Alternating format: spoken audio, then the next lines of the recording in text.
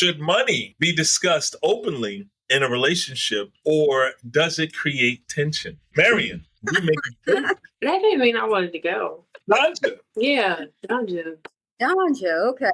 So I believe absolutely money should be discussed. Absolutely. I think there should be transparency behind it, especially if a couple is living together, because the tension can come if like a bill comes up and it's not paid, and then like, what's going on? Why is our lights off? Like, that's when the tension comes into play, especially if, it was said that bill was going to be paid. So Right. rather somebody be transparent with me rather than like, hey babe, like might need some extra money, like might have to cut back on getting your nails done or something this month or whatnot to make sure that the lights stay on. So absolutely, there should be 100% transparency. Got it. So at what point in your relationship do you feel like money should be discussed? I feel as though money should be discussed once you know that person is for you. You're setting up a life with that person, talking about building with that person, because at the end of the day, two people joining together and building a life together, like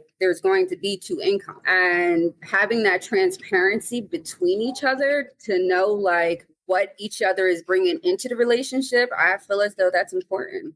Okay. All right, Mary, you up then. All right, Mary. So, yeah, I guess so. But it's like, like when you get more serious, I think it's necessary to talk about it. But in the beginning, no. Live your life, I live my life, because my bills are not your bills. They should not be. So, yeah, I think when you start to become more serious, you guys want to move forward. You want to actually make it official. Like, you should talk about your finances. When do you think it becomes serious, though? Like, when is it serious? When does that threshold become serious? Like, okay, now we can start talking or having the money discussion. Yes, after you guys become a couple, to be honest. Like, after you become a couple, now it's like, all right, now we got to start making plans. How we move forward. When did we start talking about money? Very early on, though. I feel like we were very open about money and finances, because when we entered, like, we were dating for a purpose. We both knew from the jump. I was like, I want to marry. And so with that, I knew from the jump I wanted to be married. And you were there. You were very open to tell me about your finances. And when you were like talking to my dad, and then my dad, I was expressed to you like my dad was always been a provider, and he wanted to make sure that you were going to be able to fill that role if he was to, bless our marriage and things like that. Yeah. So that was something that was always, very her dad cheats. Her dad, Mr. Mike, rest in peace, G-checked me. Bless it.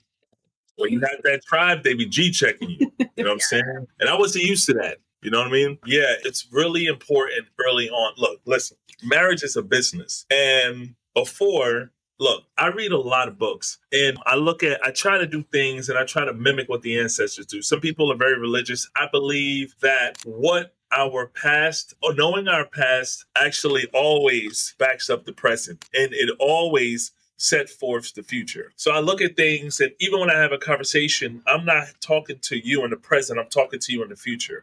But I'm also thinking about the past. You know what I'm saying?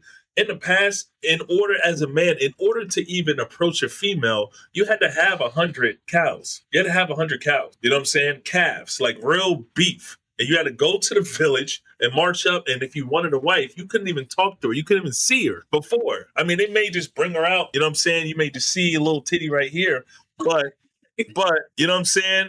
Okay, good. That's my wife right there. Possibly. And then you go back, and now you have to negotiate with, you know what I'm saying, the whole village. Mm-hmm. And you have to bring some tangible stuff to the actual table. If you look up how much a cow costs right now, even with inflation, a cow is $25,000 a cow. That's $375,000. That's how much a woman is worth back then. You feel me? So when you look at that right there, you have to come with it as a business idea, because that's what it is. I think relationship and marriage is a business. You have to look at it as a business, and then find love in between there, because that's going to be your partner. That's going to be your person. So I was always very transparent about, you know what I'm saying, the finances early on, because I was trying to get to a place. You know what I'm saying? And when we trying to hide shit, you know what I'm saying? And it's not really on women, it's more on men, because men, we have to be providers. So it's a level up thing. So oftentimes I've seen my counterpart hide, you know what I'm saying, certain finances, just kind of mess with this woman or this woman here and there because that's the life that they were living because, they've told themselves, well, you know what? I ain't shit. I'm not going to be shit. So why don't I just play games and do all this stuff? Because I don't really have goals that I'm really trying to accomplish. You know what I'm saying? I work here. This is where I'm going to be. That's what I'm going to do. And again, it sounds like I'm taking shots, but it's leveling up. And sometimes we got to hear this as men. And if we're not leveling up, that's the reason why. You know what I'm saying? So being transparent, being upfront, and being able to give that to your partner's parents and let them know because, hey, her father asked me simply, if something were to happen with my daughter and her job and her finances, could you take care of her? And I said yes. And I meant that shit. You know what I'm saying? If I got to get 3 jobs, I'm going to do what I got to do. You know what I'm saying? So that's it. So that kind of, I want Coach Todd's perspective too, but that kind of brings me into another question. With the current economy and how, relationships and money goes, how do you feel about like the 50-50 thing and, men wanting to split or just relationships in general want to split things 50-50? Do you feel like it should be more traditional said that the man is provider, or do you feel like that's not reasonable in today's economy where you need probably 2 full incomes? I think everything goes in a pot, and if a man is smart with allocation of money and resources, and as long as there's a goal, I don't really think about 50-50. I don't think about 80. I think that a man is supposed to provide, and that's the mindset that he has to go in with. Not, I'm going to rely on your 50-50. It was never like, hey, babe, I need you to give me this amount of money, $675.95, because this is how much I'm paying for this right here. Never. That's never been the thought process. It's, okay, I got this money. This is what I'm going to pay. I'm going to contribute this. This is what I'm going to do for the household. This is my job right here. So I don't believe in the 50-50 stuff. But then again, we have to look at what our ancestors did. We inherited land. We didn't have all this stuff that we have right now. We've been in a system where you have all this fictitious make-believe stuff where things used to be in abundance and things were just given and inherited. It's not that way anymore. But what I'm saying is that the 50-50 thing, that I don't know where did 50-50 come from? Who made that? Okay. So some broke niggas. So that's my Not me. I don't look at it from that perspective, I promise you. But look, if it's hard times or something like that, and your lady's looking out, she's doing what she's doing. If I don't have a certain thing, you've stepped up to the plate. Business is up, business is down. You saw during the pandemic when the government shut me down. They shut both locations, gyms down, and said you can't basically operate your business anymore. You're a non-essential business. I had to shut down. I had people canceling left and right. We lost thousands, hundreds of thousands of dollars. You know what I'm saying? Messed up. Her income provided. You know what I'm saying? So at the end of the day, it ain't a question of 50-50. It's like, we are in this thing together. We're on a ship. So if something stops working, boom, she's stepping in. She's doing what she's doing, and I'm pulling her. Never been that thing. I don't know where that comes from. That's not even in my vocabulary. You know what I'm saying? We are a business. We're one entity. Always. One entity, one household. Whatever comes in, that's basically your shit. You know what I mean? One band, one sound. One band, one sound. Period. What's your thoughts, Coach Todd? Yeah, I'm listening. I'm soaking it all up right now.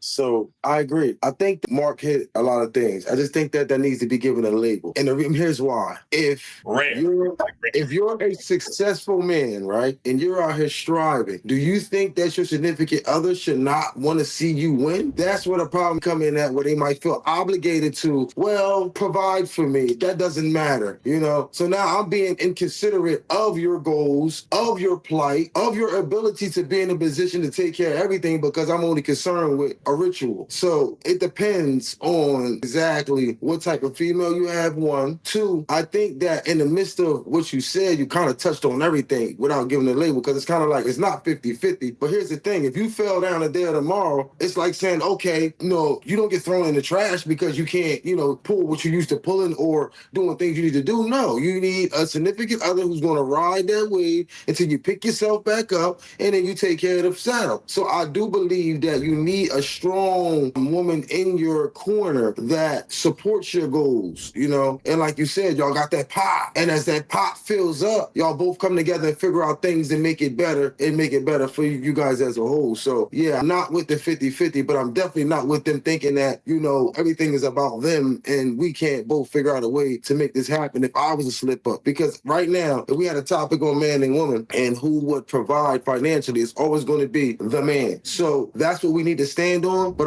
we also need a strong woman in that process. And I'm saying that from experience. That matters a lot, a whole lot, because as you climb back to your rankings, the ones that wasn't there and that's saying, well, once you get it together, we're going to come back, baby. And it's no, we can't come back, because at this point, that's cool. You know, winners win. You know, whatever the sacrifice you got to take to get where you got to go at, that means if she got to go, her, the one after her got to go, then everybody got to go, because I got to win. Now, once I win, then I can take care of everything around me. And if you with me, we supposed to win together. Like when you and your wife met, you grind yourself in a better situation, you made it better. That's a beautiful thing. So that part needs to be highlighted, because some of these females just think that they're obligated, and that's just a problem for me.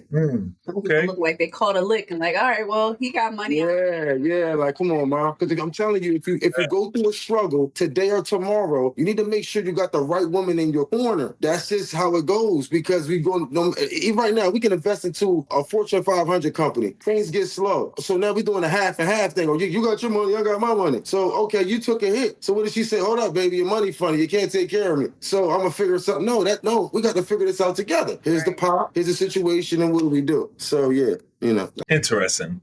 I think that whenever I see couples kind of go back and forth with each other on that, I think that it's a separation. Mm-hmm. And whenever there's a separation, be on code. I always talk about being on code. Listen, you don't need rules. You don't need structure. You need to be on code. That is it. Number one code, you never talk about the other person to strangers about anything. You have an argument, you have a disagreement, everything stays inside of the house. Whenever it goes out, whenever someone feels comfortable of telling you that there's something, an issue with something else, that means that person, that man didn't do his actual job. You know what I'm saying? That right there to me is, I look at myself as being the captain of the ship. So if I got someone wayward, you know what I'm saying, that's on the team, then that's where it is. I've had past relationships where I felt like I've messed up and I've gotten a chance to restart it again once you had a relationship. I think sometimes people stay in relationships way too long, you know what I'm saying, instead of leaving. And sometimes you're there just because many different things, insecurities. Oh, will I ever get somebody like this again? Or what, you know, I don't want to lose this person or whatever. But then when you realize that you're just on your own, it's like, damn, I'm really good. You know what I'm saying? Without this person, I need to focus on myself. And that's where that self-love's come from. So when me and Whitney got together, I was already over, you know what I'm saying, past relationships. I wasn't dealing with any trauma.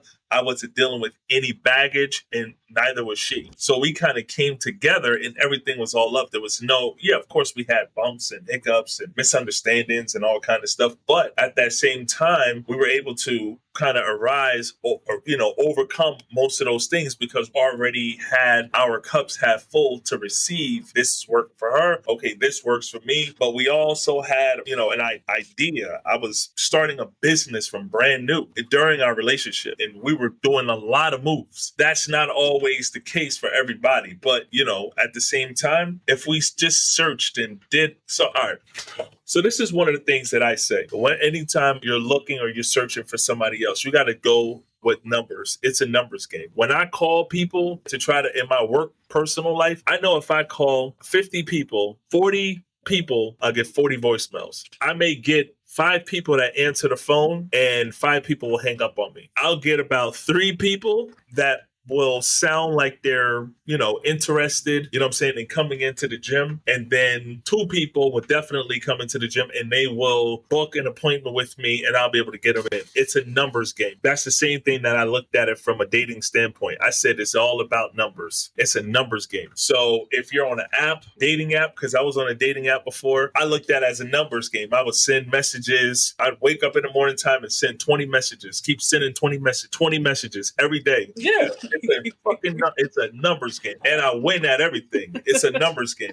If I go into a mall, I'm going to look for the top 10 females and see who is who and approach. Okay, this person got a man. That person. It's a numbers game. We don't do numbers, so we don't know how to go by process of elimination. Go ahead. What are you looking at? What are you trying You to say? sending 20 messages a day, so you just send them to anybody, or did you have like criteria? So 20 is a lot a day. 20 a day. 20 a day. In the morning time.